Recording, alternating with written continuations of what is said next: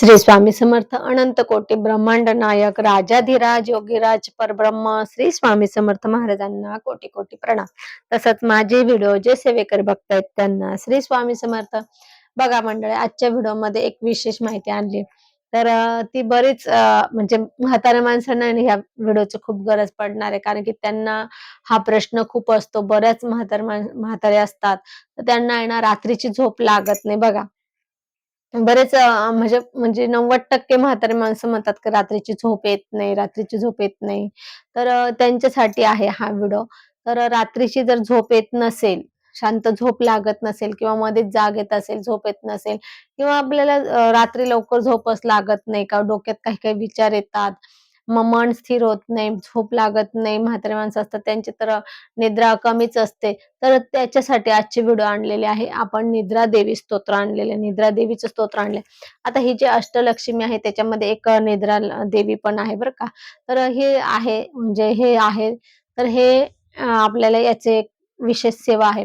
तर काही एवढं खूप अवघड नाही आणि अगदी छोटंसं आहे. व्हिडिओ सुद्धा अगदी छोटाच बनणार आहे. तर ज्यांना रात्रीची झोप येत नसेल त्यांनी काय करायचं? बघा, आपल्याला रोजचं आपण कधी पण असेल ना, आता कोणी असेल, तरुण असेल, म्हातारा असेल, रोज आपण 11 माळी जप तर करतच जावं. जेव्हा आपण सकाळी 11 माळी जप करतो ना, तर मन शांत राहतं.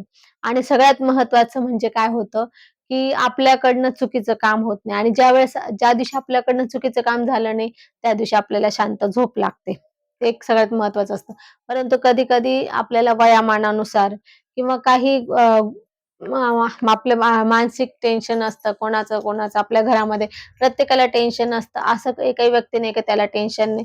प्रत्येक मुलं, स्त्री असो, पुरुष असो, प्रत्येकाला घरातलं काही ना काही टेन्शन असतं. कोणाचं ना कोणाचं टेन्शन असतं. त्यामुळे काय होतं आणि दिवसभर आपण कामामध्ये असतो, त्यामुळे दिवसभर आपल्याला त्या विचाराला वेळ नसतो. पण जेव्हा रात्री आपण अंग टाकतो, तेव्हा काय होतं, शांत कामं आवरलेलं राहतं, तेव्हा शांत राहतं. मग शांत झालं का मग तेव्हा सगळं आपल्याला आठवतं. आज असं झालं, याचं तसं झालं, त्याने हे केलं नाही, त्याचं तसं झालं, त्याचं कसं होणार, अमकं-धमकं ह्या सगळ्या गोष्टी आपल्याला झोपेच्या वेळेस आठवतात. आणि मग त्या झोपेच्या वेळेस आठवल्यामुळे काय होतं, आपल्याला रात्री झोप लागत नाही. तर ही गोष्ट आहे. आता ही गोष्ट आहे त्याच्यामुळे आपल्याला मग ती झोपेची जी वेळ असते ती निघून जाते आणि डोक्यात विचार आला काय झोप येत नाही. आता याच्यासाठी आपण काय करायचं बघा. रोज आहे ना, रोज संध्याकाळी रात्री सूक्त वाचायचं. आता हे दुर्गा सप्तशती ग्रंथ आहे ना, याच्यामध्ये पण आहे आणि आपल्या नित्य सेवामध्ये पण आहे. रात्री सूक्त आहे बघा, हे रात्री सूक्त आहे. रात्री सूक्त आहे आपलं याच्यामध्ये दुर्गा सप्तशतीमध्ये हे रात्री सूक्त आहे आणि हे आपलं नित्य सेवेमध्ये पण आहे. अगदी छोटंसं रात्री सूक्त आहे. हे एक पान आहे. हे मोठं अक्षर आहे म्हणून तुम्हाला हे मोठं दिसतंय थोडं. नाहीतर ते एक पान मागे पुढे एक पान आहे फक्त बघा. एवढंच आहे ते.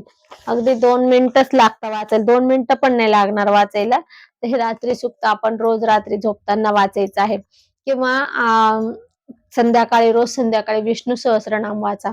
ज्यांना म्हणजे काही टेन्शन पण असेल, मन स्थिर नसेल, खूप असं मनात वाईट विचार येत असेल, खूप असं मन भरकटत असेल, त्यामुळे रात्रीची झोप येत नाही, रात्री आपल्याला काही स्वप्न पडत असेल, वाईट स्वप्न पडत असेल किंवा काही होत असेल, रात्री झोपेच्या ह्याच्यामध्ये काही पण अडचण येत असेल तुम्हाला, तर तुम्ही रोज रात्री सुक्त वाचायचं आणि संध्याकाळी दिवा लागल्यानंतर विष्णू सहस्त्रनाम वाचायचं.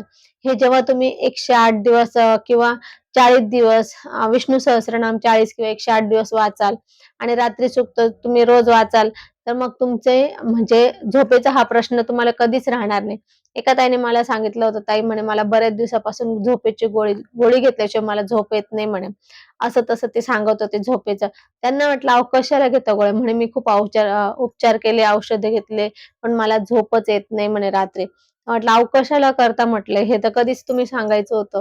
तर त्यांच्या याच्यावरून मला हे आठवलं म्हणून मी आज तो व्हिडिओ बनवला, की गोळ्या वगैरे घेऊन, मेडिसिन घेऊन झोप आणणं म्हणजे हे काय राहतं, ते आपलं शरीर खराब करणं आणि झोपेची गोळी घेणं म्हणजे काय माहितीये का? ती एक म्हणतात ना नशेसारखं होते आणि मेंदूला तो हे करतो, मेंदूला झोपवते ती गोळी, म्हणून आपल्याला झोप लागते. पण हेच खरं कालांतराने ते हानिकारक आहे, खूप हानिकारक आहे. म्हणून झोपेच्या गोळ्या कधीही घ्यायच्या नाही.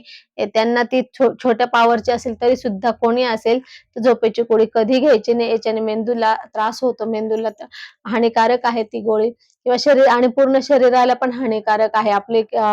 त्यामुळे झोपेची गोळी न घेता आपल्याला जर काही असं झोपेचा कुठलाही प्रॉब्लेम असेल, वाईट स्वप्न पडत असेल किंवा सारखे स्वप्न पडत असेल किंवा झोप लागत नसेल किंवा झोपताना नेहमी डोक्यात विचार येत असेल, असं काही होत असेल तर निद्रा देवीचं हे जे आहे रात्री सूक्त, हे निद्रा देवीचं स्तोत्र आहे.